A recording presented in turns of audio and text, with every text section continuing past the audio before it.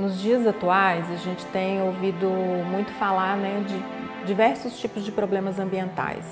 Esses problemas ambientais, eles estão presentes, na nossa vida há muito tempo.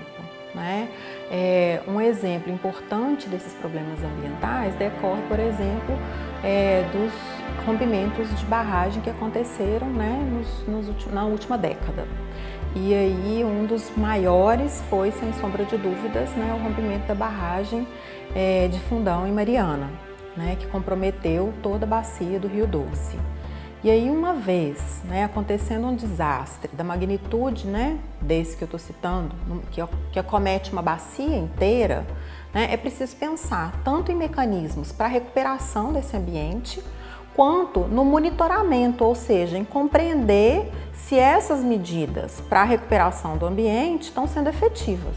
Como é que esse monitoramento pode ser feito? Hoje é muito comum que as pessoas que moram na bacia do Rio Doce falem, por exemplo, sobre a qualidade da água ou a qualidade do ambiente de modo geral. E como é que isso pode ser medido? Qualidade do ambiente. Uma das maneiras pelas quais a gente vai medir é fazendo análise de solo, fazendo análise da água, fazendo análise do ar. Essas são algumas formas de se avaliar. Mas é preciso entender que o ambiente ele é dinâmico, Então, assim, os fatores ambientais eles estão sempre se modificando ao longo do tempo. Então, muitas vezes, o que a gente vê naquele momento não reflete o que aconteceu no passado.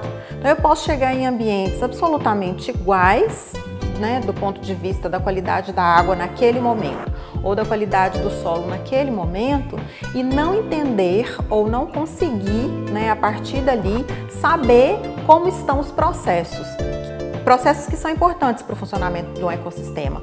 Por exemplo, o processo de dispersão das sementes de árvores ou de outras plantas, Porque é a partir do processo de dispersão das sementes que os ecossistemas são naturalmente reflorestados,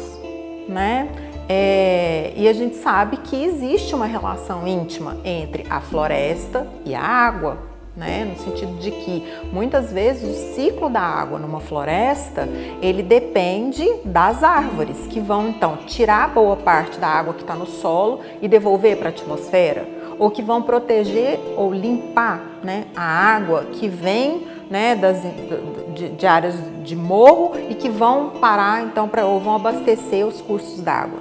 E aí como é que a gente faz então para avaliar esses processos ecológicos? Uma das formas pelas quais nós podemos avaliar esses processos ecológicos é utilizando insetos. Por quê? Porque os insetos eles são organismos que estão muito distribuídos nos ambientes, ou seja, eles estão presentes em muitos ambientes e eles desempenham funções muito importantes. Os insetos eles ajudam no processo de decomposição da matéria, ou seja, eles vão ajudar a devolver a matéria orgânica para o solo, eles vão ser importantes para controlar o crescimento de plantas, eles conseguem uns controlar os outros, então os próprios insetos eles funcionam então como inimigos naturais uns dos outros que vão se controlar, contribuindo para processos que depois a gente aprendeu a manipular, E aí foi aí que, por exemplo, a gente criou o controle biológico de pragas. Então, entender os insetos nos ecossistemas pode ser muito importante, pode ser uma ferramenta muito importante para entender o funcionamento dos ecossistemas. E um grupo que vai ser muito interessante nesse tipo de estudo é o grupo das formigas, porque as formigas elas estão em toda parte, E elas são um grupo diverso, Muitas vezes a gente vê algumas espécies de formigas nas nossas casas e aí a gente acha que existem assim, aquela pretinha, a outra amarelinha, uma grandona e uma pequenininha. Então assim, seriam poucas espécies de formigas, mas na verdade não são. A gente sabe que hoje a gente sabe que existem mais de 13 mil espécies de formigas descritas.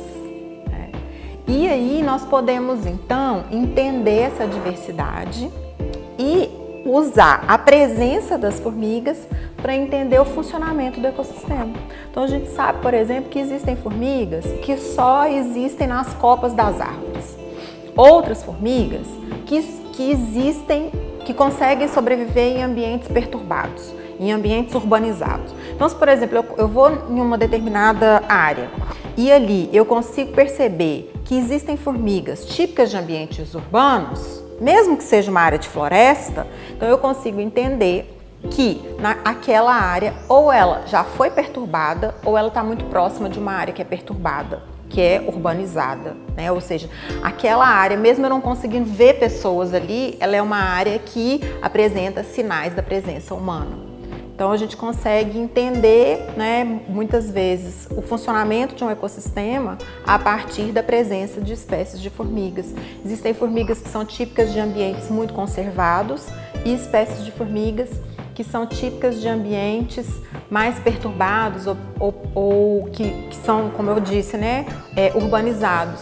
E em relação, de modo particular, ao desastre, né, das barragens, né, que acometeram especialmente o desastre, né, da barragem de Fundão, da bacia do Rio Doce, a gente tem assim, impactos importantes nas áreas ciliares. E a gente sabe que existem formigas, determinadas espécies de formigas, que ocupam predominantemente áreas ciliares. Então, a partir da diversidade de formigas, a gente consegue inferir o estado do ambiente.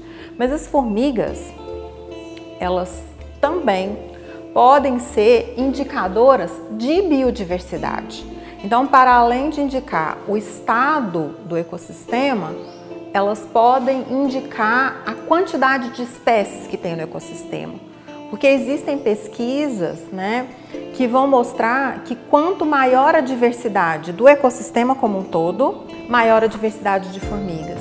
Então, tem ambientes em que eu não preciso ficar medindo todos os outros seres para eu saber que ali tem muito ou tem pouco dos outros seres, né? Porque a gente sabe que onde tem mais formiga, provavelmente vai ter mais plantas, vai ter mais aves, vai ter mais mamíferos, vai ter outros organismos.